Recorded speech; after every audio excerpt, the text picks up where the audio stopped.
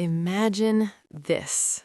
You sign up for a simple psychology study, expecting boredom, maybe a questionnaire, maybe some harmless observation.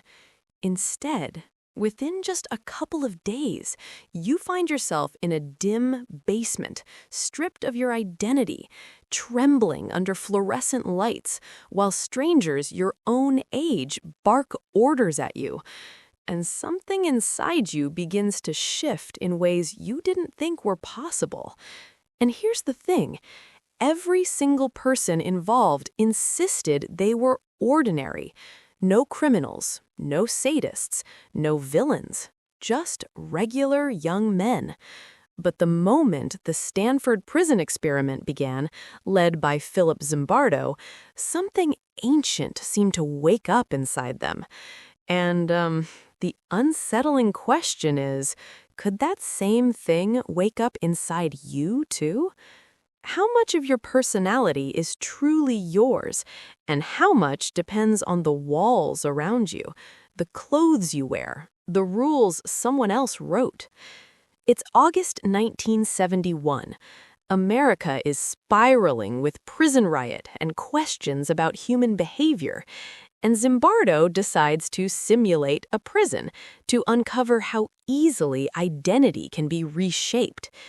An ad goes out, offering $15 a day. Nothing glamorous, nothing suspicious. 24 college men respond, cheerful, bright, stable, the sort of young men you might see studying in a library or joking by a vending machine. They are randomly assigned, half guards, half prisoners. A coin flip seals their fate. And it's strange because that tiny flip of metal becomes the first domino in a chain of psychological collapse. The prisoners are arrested at home by real police officers, handcuffed in front of neighbors, shoved into cruisers, booked like real criminals. The shock begins before the study even starts. By the time they arrive at the Stanford basement, blindfolded, confused, wondering why this feels so real, the transformation has already begun. Their clothes are replaced by smocks. Their names vanish, replaced by numbers. A chain is bolted to an ankle, just heavy enough to constantly remind them, you are no longer you. The guards, meanwhile, receive uniforms, batons, mirrored sunglasses, a taste of authority. No training, no instructions, just a vague order to maintain control. And this is where the story turns. Because power without guidance, even fake power, begins to mutate something inside them. On the first day, the guards are awkward, trying to play their roles, shuffling around, pretending to be serious. The prisoners laugh, joke, shrug it all off. But roles don't stay empty for long. Slowly, quietly, almost invisibly, the guards begin testing boundaries. A push-up here, a humiliating task there. Clean your cell with your bare hands. Repeat your number again and again until your identity dissolves into the air. Just small things, the sort of things people try when they're not sure if they're allowed to be cruel, but they try anyway. And the experiment watches silently. Day 2 arrives and something inside the prisoners snaps. They rebel. They barricade their doors with mattresses. They yell, taunt, refuse commands. And these are not hardened inmates.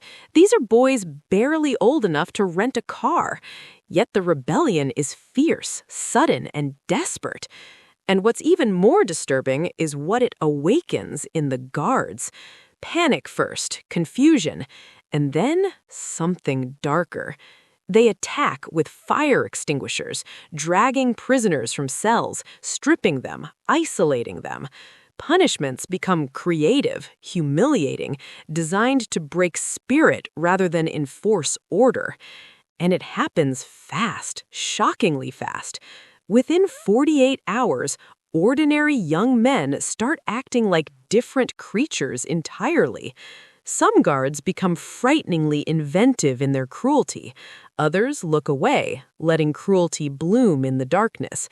The prisoners cry, beg, whisper to each other in trembling voices.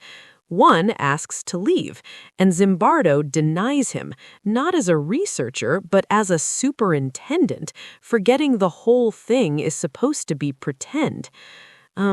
That's the part that haunts people.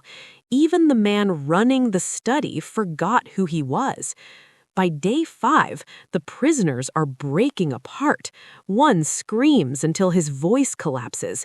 Another sobs uncontrollably when guards chant, "Prisoner 819 did a bad thing." These chants echo down the hallway like something from a nightmare. The line between simulation and reality is gone, erased under fluorescent lights and mirrored sunglasses. One prisoner curls into a ball, whispering that he feels like he's losing himself. Another says the study feels more real than his life before it. The guards, meanwhile, evolve into enforcers who barely blink when someone cries. Identities, morals, personalities, they melt into whatever the environment demands. And the environment demands obedience, ego, control, surrender. The experiment was supposed to last 2 full weeks. It lasted only 6 days. It only ends when Christina Maslock walks in, sees the state of the boys, and tells Zimbardo, "This is wrong." In that moment, it's as if the spell breaks. Zimbardo looks around and finally sees the damage. He shuts it down the next morning. And the unsettling truth that remains, the truth that still chills psychologists today, is that roles can override personality. Environments can reshape morality.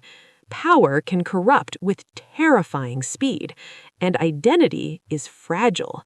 Take away someone's name, change their clothes, lock them in a space that whispers authority into one person's ear and helplessness into another's, and the mind adapts, whether it wants to or not.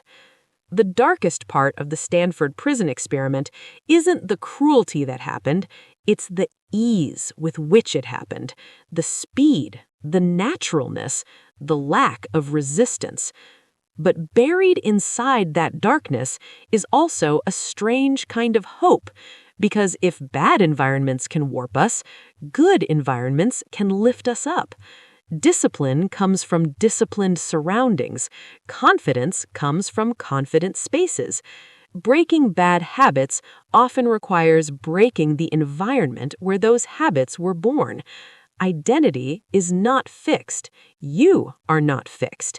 You are shaped every day by the rooms you walk into, the roles you accept, the routines you repeat.